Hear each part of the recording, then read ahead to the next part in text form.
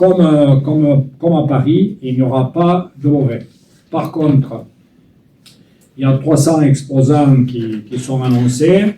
Nous, ce qu'on va faire, on va bien entendu, l'espace sera occupé par tout le restant de l'élevage, toutes les autres espèces, ovines, bovines et peut-être, pas bovines, excusez-moi, caprines, je voulais dire, les chevaux et j'oublie les caprins, les chiens de troupeau, oui, et les chiens de troupeau pour faire des animations également, démonstration de chiens de berger et autres.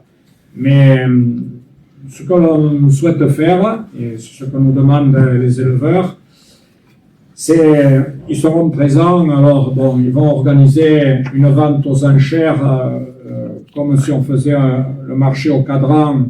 Les animaux auront été filmés sur leur exploitation, donc ils n'auront pas quitté les lieux, mais l'animal à vendre, il y aura un collège des acheteurs qui traditionnellement se déroulait et les autres années également de cette manière. Bon, ce sera par écran interposé. L'animal il quittera son élevage pour aller à l'abattoir, bien entendu. Et puis ils vont faire des dégustations de viande à tour de rôle, chaque race, chaque syndicat. Voilà, ils se proposent même de faire une soirée collégiale entre eux, tout à fait de convivialité pour resserrer les rangs.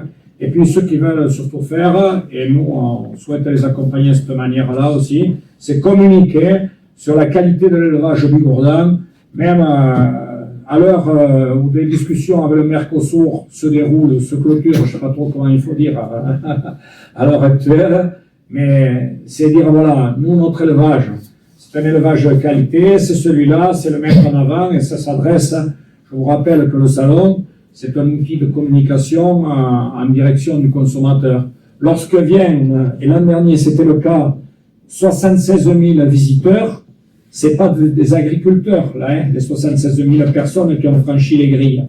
Et ça, c'est une réussite pour cette manifestation et on tient à la faire perdurer. Nous avons aussi des questions, notamment plutôt des jeunes qui viennent là pour le côté festif.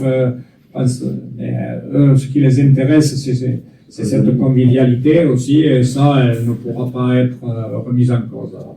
Voilà. Alors, ce salon, on l'inscrit quand même bien entendu, on suit la réglementation, mais on se met dans une situation dynamique et de communication positive.